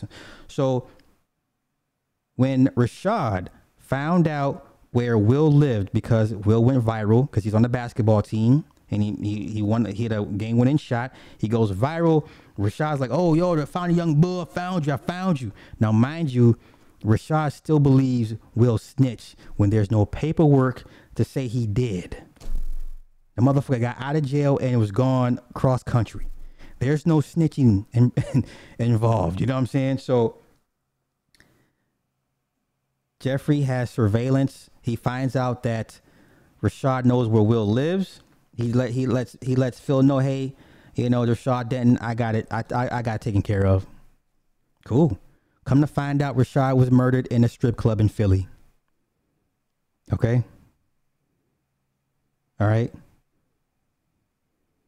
Now you take that what you want. If it's a good thing that he's a well articulated killer, murderer, Jamaican, fine. That's the only knock, the only legitimate knock against Jeffrey, that he's a trigger man, or he has people that pull the trigger for him at the behest of Uncle Phil. Okay, maybe as it should be, right? Okay, that's Jeffrey. Now, what I'm gonna do, I'm gonna flip a coin between Viv and Uncle Phil, and once again, at the end of the day, everybody's against the black man. I'm just gonna say that before I even get into Phil, before I even decipher Phil. Mind you, this is like we're like halfway through the season. Before I even get to Uncle Phil, I'm telling you right now, this attorney that has provided for his family still does not get respect from his wife at the end of the day. And when I do their breakdowns, I'm going to explain to you why that is so. But first, let me get a couple of these comments. Yes, Ashley likes little girls. That's how far behind I'm on these comments. So I'm like, everybody's like, oh my God, Ashley, Rose Gold, I see you, sis. So, no pink taco. Oh my God, Jesus Lord. All right, I'm just scrolling through comments. Jeffrey using Uncle Phil to watch Dirty Money. Yeah, that too, because he's a millionaire and everyone's quiet. I'm gonna get to Uncle Phil. Just bear with me, y'all. Just bear with me. All right.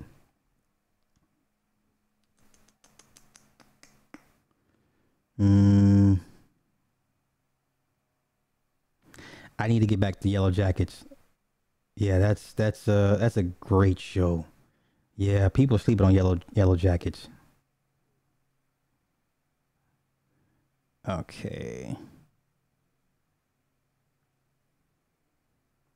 Let me call. Hold up. I'm gonna open it up in a minute.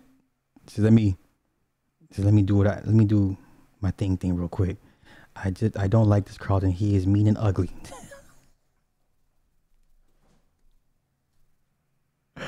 There it is there. I might end up watching with my daughter because like I said, the Jabari kid, he's a dead ringer for Will. Like his mannerisms, he can cry on cue. He's a good actor in this series. So they casted Jabari perfectly. He's a perfect Will Smith for this.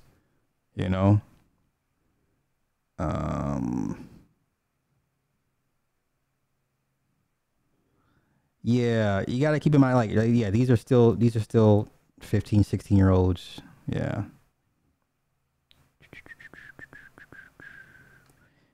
Something is wrong with Carlton said, see, I'm not going to go there with you, Just Annie.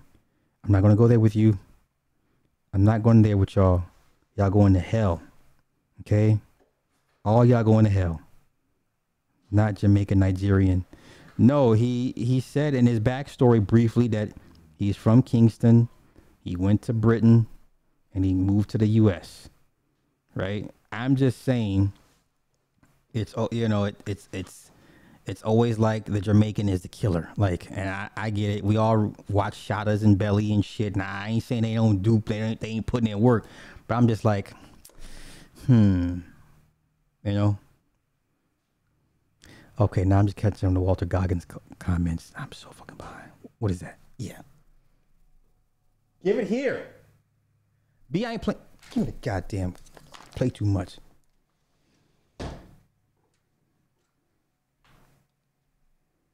Sandra dumped her Nazi boyfriend. I get all that, but that I mean, still like you.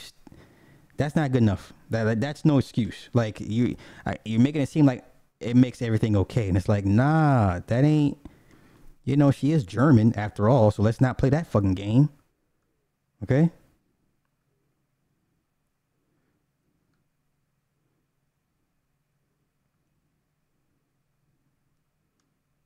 He said, "What you talking about, Joe Rogan?"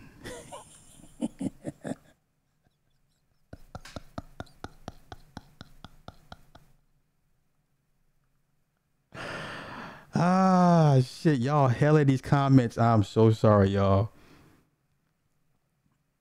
I like the new Jeffrey's. No, Jeffrey's dope.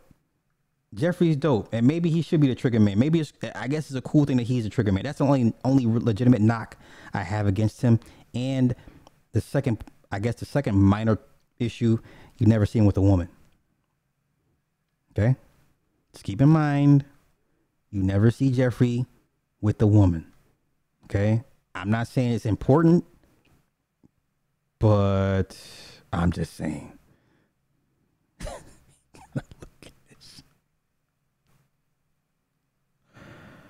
Hateful Eight was trash. What? It's one of my favorite movies, man. I love that fucking movie.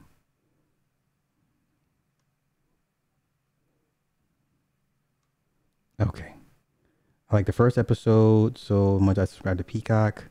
Okay. I'm almost caught up, y'all. I'm almost caught up. Carlton's hit. See, I'm not going there with you, just saying. He's not going to do it with you tonight. Not going to do this tonight. Okay? Not going to do this. You think they made Uncle Phil weaker than he was in the original. Interesting point. Okay. All right, so let me get into Unviv. Should I do Unviv? Oh, my bad. Trina, just now seeing this. My bad. Grew up with Walter Goggins. He's been a crap talker.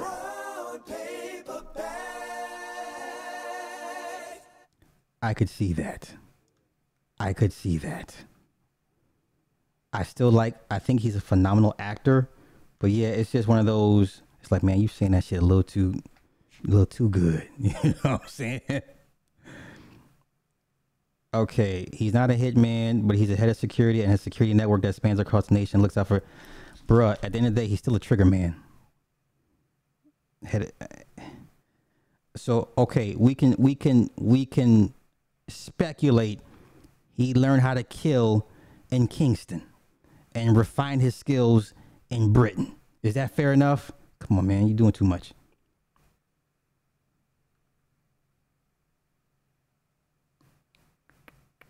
God, Easy the Black Captain. Oh, is that who played the Rashad Denton Black? Okay, I got you. So I'm like, who the fuck is Easy? Okay. No, I fucks with Jeffrey. I'm just saying. That's the only knock I could find off of him. Now, if I don't see a woman with him before the season is over, all right, I'll be back here saying this is some bullshit. Jeffrey is the handler. Interesting.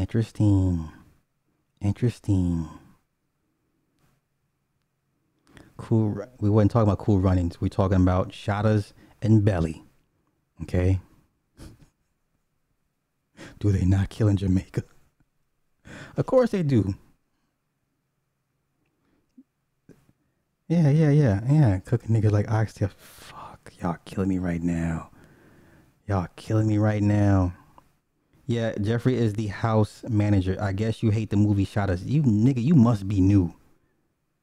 When the fuck? Okay.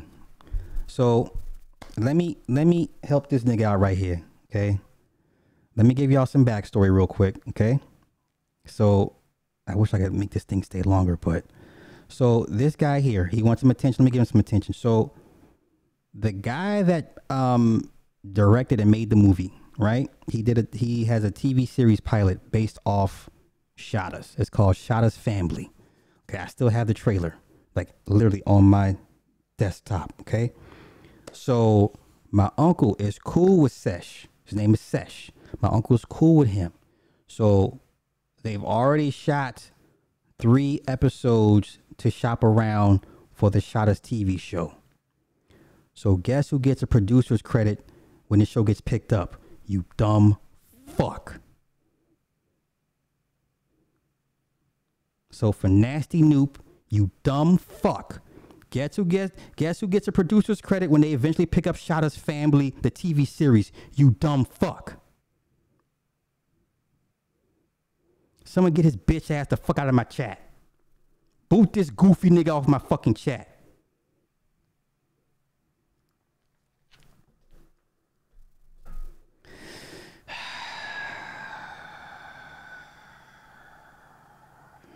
Okay.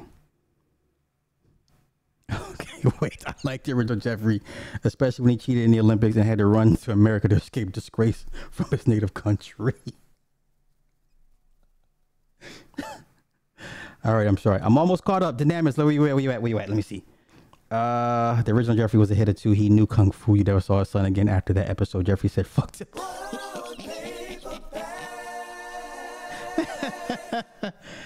Ah, shit. Okay.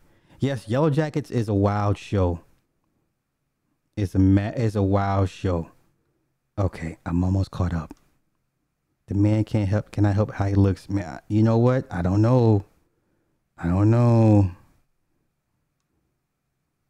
Yes, he sure does. He is Will like incarnate. He sure is.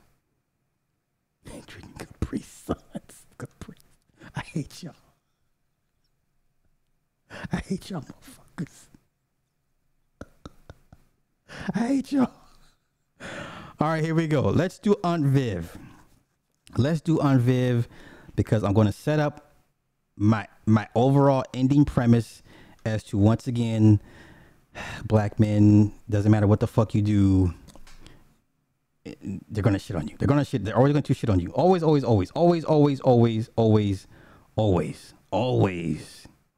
Always. Okay, so let's do Aunt Viv. Aunt Viv, she's Divine Nine. I think I don't want to say she's Sigma Gamma Rho. I think she's something else, but she's Divine Nine, right? Former painter. She was an artist. She was into painting, and she kind of put that to the side to help support Phil and raise kids. Okay. Now this is the one thing I never understood. Okay. So, and it played out in this episode. The man never told her to stop doing what she wanted to do.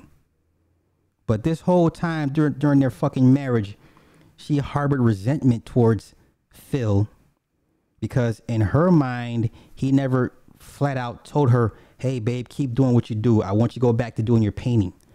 You know what I'm saying? So they've been married for how many years? And all this time, she's been harboring this ill resentment towards him because she feels he made her put her painting to the backside. We're going to get to the painting part. Okay. She's Divine Nine, picture perfect wife, right? But there's one problem that I knew something was off because the latest episode, they're talking about the campaign funds. Dwayne Martin is his campaign manager. I forget the name's character. He says he tells Phil they're all in a room. He's like, "Yo, we got to put some more money into the campaign." She's like, well, "How much more money is it going to take? How much more money?" And his dumbass says, "Well, do you want me to put the money back?" He already transferred the money out for the campaign. It's his, mind you, it's his campaign.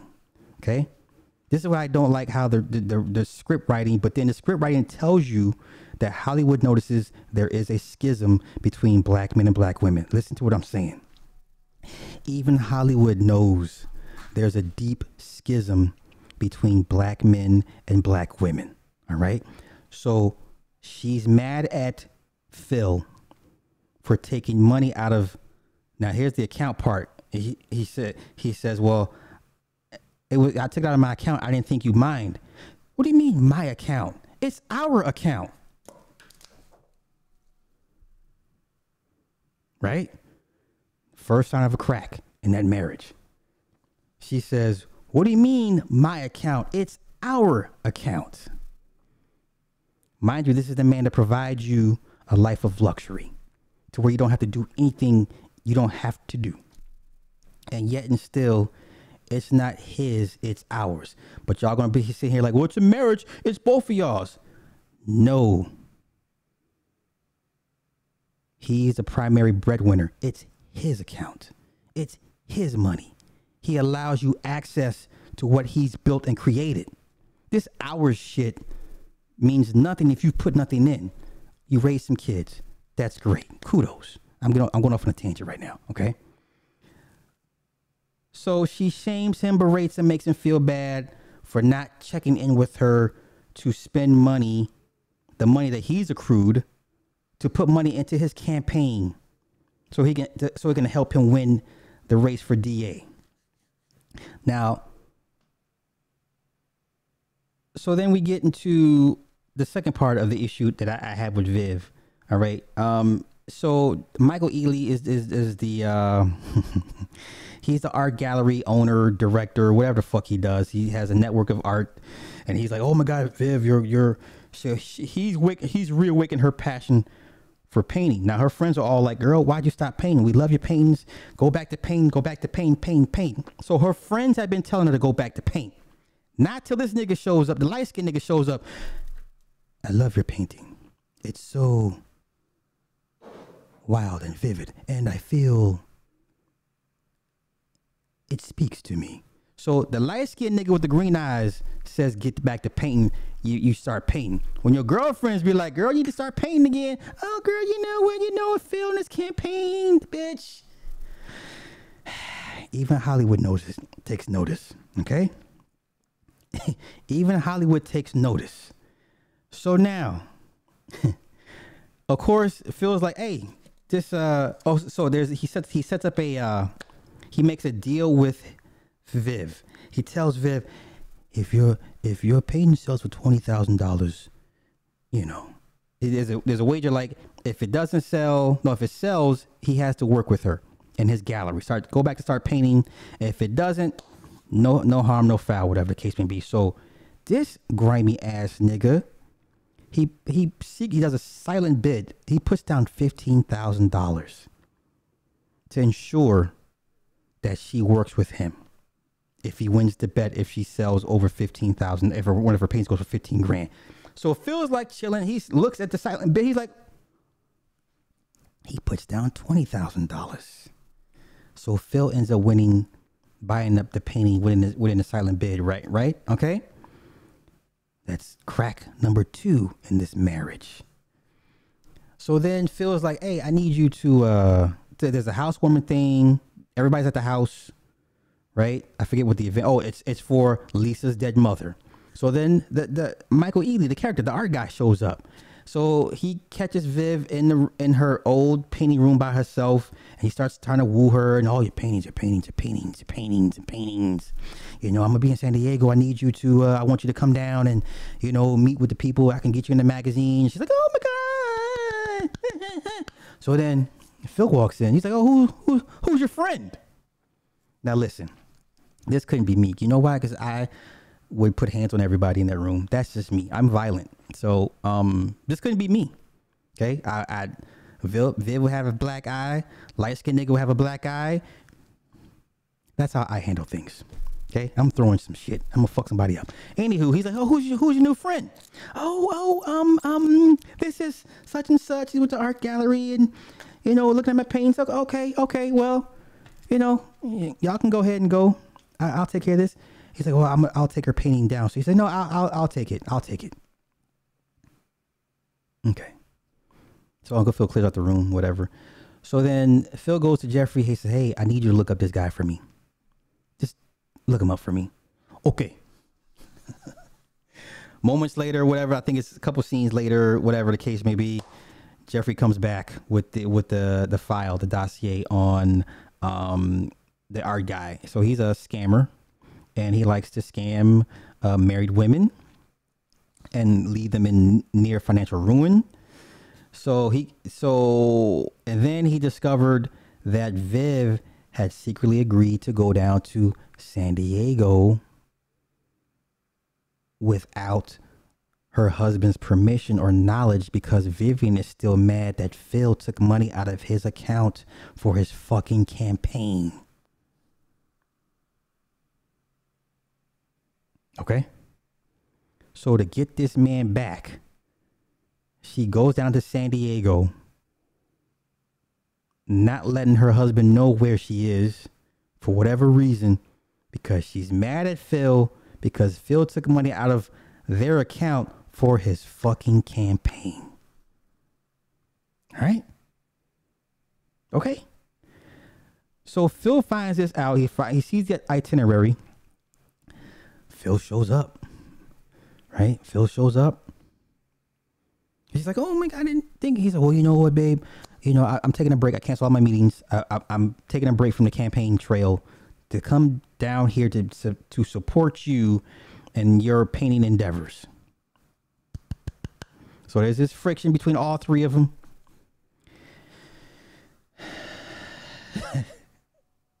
So then later on that night, I forget what Phil said to piss off Vivian. Vivian walks off. Now listen, this couldn't be me, because I'd have been snatched the bitch up and be like, bitch, I will end you in front of everybody. See that? Once again, I know this is Hollywood. I know this is play, but situation like this, I would fail miserably. I would snatch this motherfucker up by the nape of her neck and dare anybody to stop me. But that's me. Anywho, so come to find out, they go back to the hotel room. She's pissy. She pours a drink, and he's like, well, I don't understand. What's the problem? What's the problem, Viv? And once again, catered to her, trying to figure out what the fuck her real issue is. So all this time, she resents Phil for her not continuing on with her painting. And he says, I never told you to stop painting. I never told you to stop. You'd stopped. You wanted to have kids. You wanted to do this and that. I never told you to stop painting.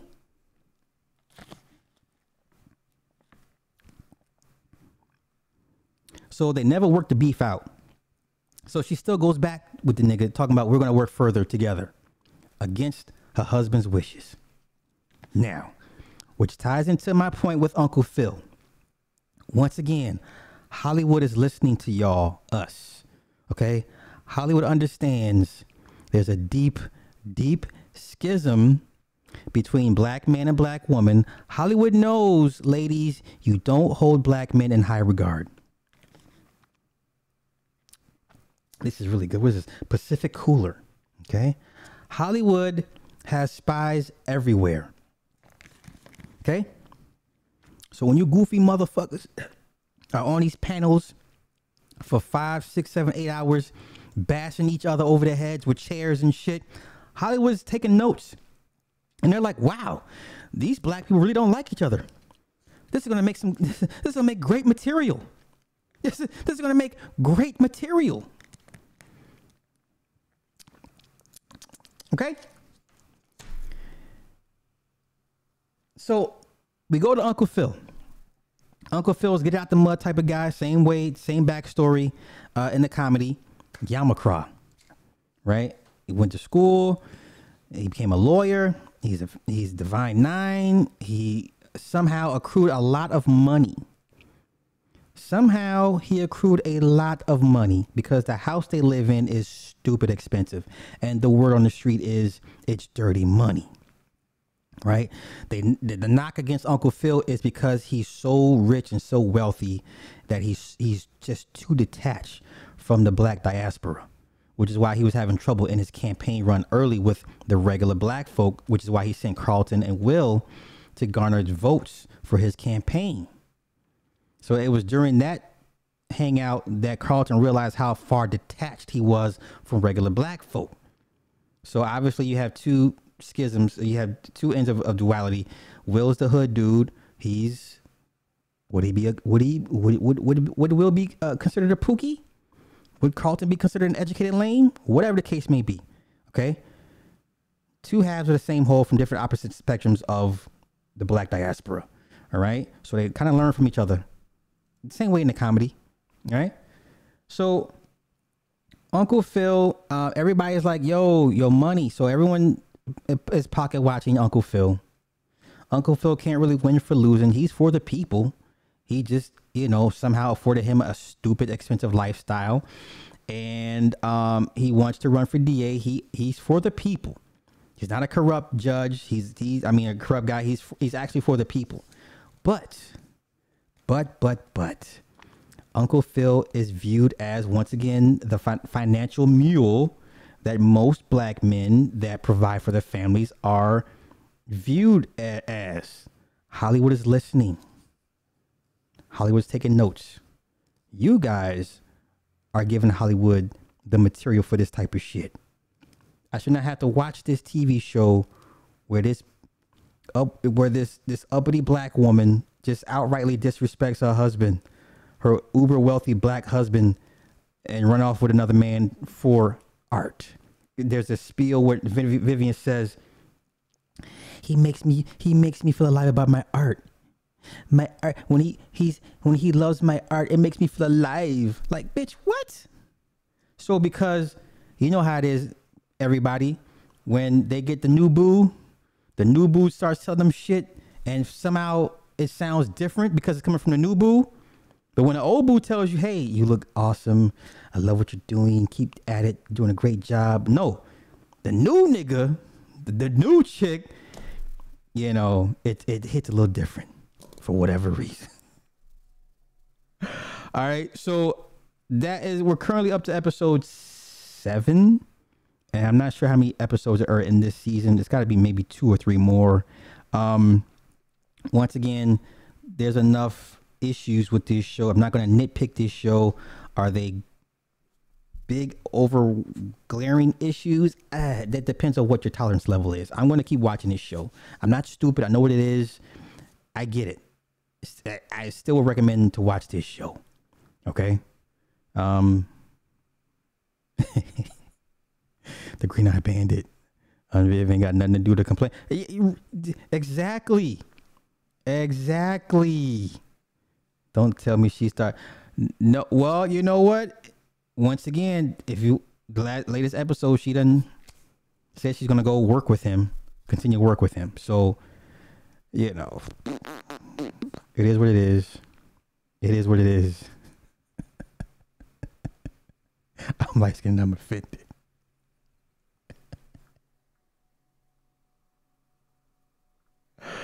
So yeah, that is the current. Now maybe I should change this title.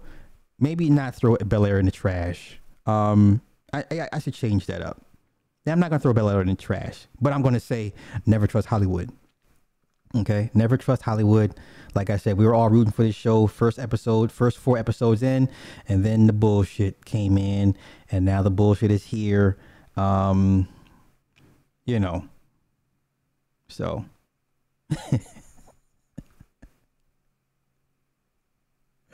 so yeah, those are my only real gripes with the characters. Every character is not perfect, and I'm sure they're all written that way for a reason. But once again,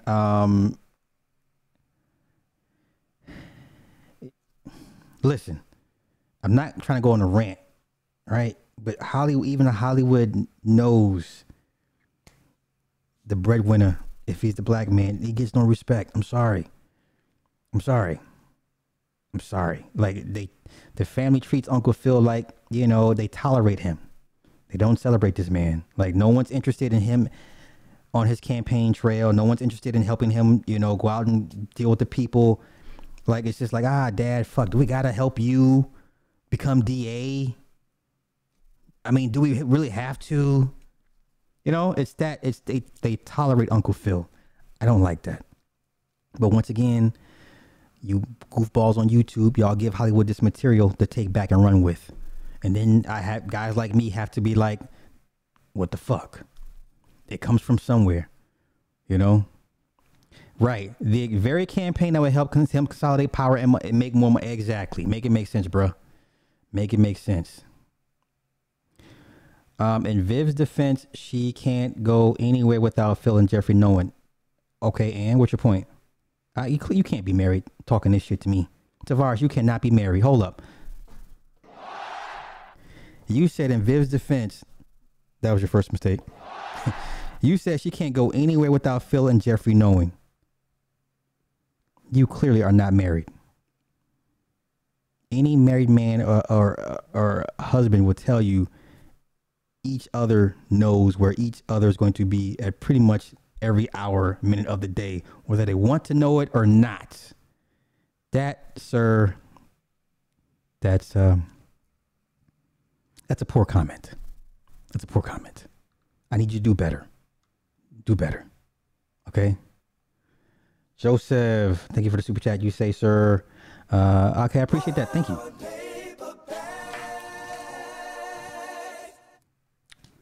Bro, listen. That's not cap. Like yeah, I got a bad side to me. I got a bad side to me. There's only so much I would tolerate. That's from any, if you're my woman, right? If I put you in a position where you don't have to,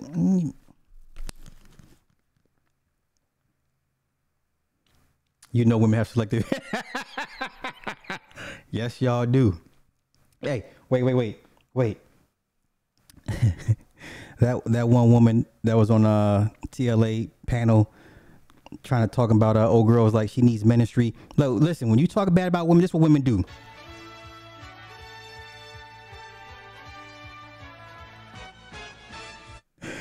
Do not talk bad about black women. You know what they're gonna do? They're gonna form up and do this.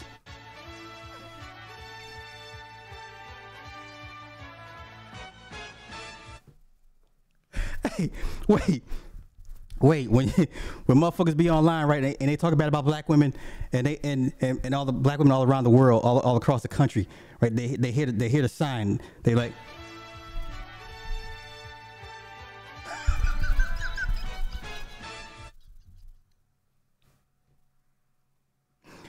Black women stay on code.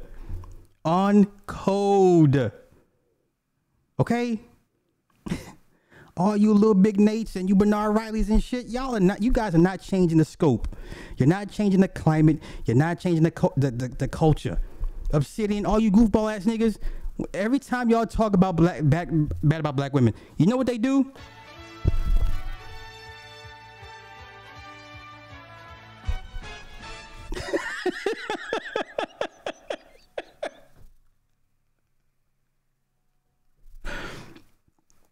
Renzo, Bel-Air Carlton looks exactly like Kermit.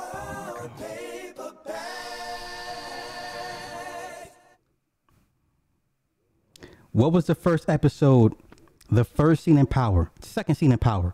After they're in the club, right? Exactly, Black Trunks. The second scene in Power is Tasha playing with herself in front of her driver when he's driving her home. The same driver that Ghost took on, the Kanan's son.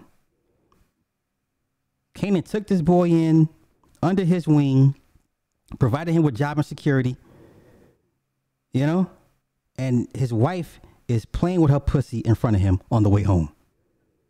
Hollywood is listening, people. Okay? All right? Yo, like I said, I think you will find enough things okay with it to trump the things that's wrong with it. You know? If you give me a score out of 10, 6.5 out of 10. I'll even say 7 out of 10. Okay. So that is my opinion. Show's too cringe. Uncle Phil needs to put his foot down. You know, she doing what the old dark skinned Aunt Viv was fighting for. Interesting. You trying to say Aunt Viv belonged to the streets? Yes. Yes.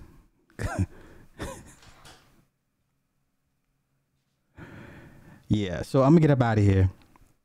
Thank everybody for hanging out, and yeah, thank you everybody that donated. Like I said, once again, watch it for yourself. Don't take my word for it. I'm not exactly. You're not married. Exactly. Thank you for proving my point. Because no married man would say no shit like that. Every married man knows where the fuck his wife is going to be, even if he doesn't want to. Right? She gets mad because I don't ask where she's going. She tells me, why the fuck don't you care where I'm going? Okay? I get those type of conversations. I get cussed out because I didn't ask where the fuck she was going. All right? That was a single person comment. Exactly.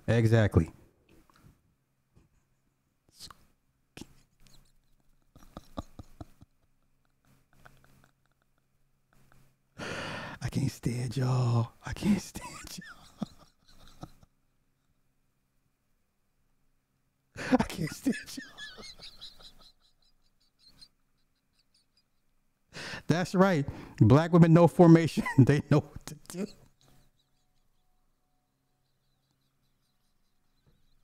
They know what to do.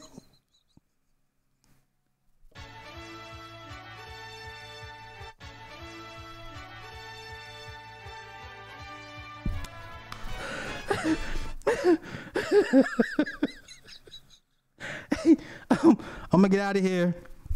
Thank y'all for hanging out. Y'all have a good night. Peace.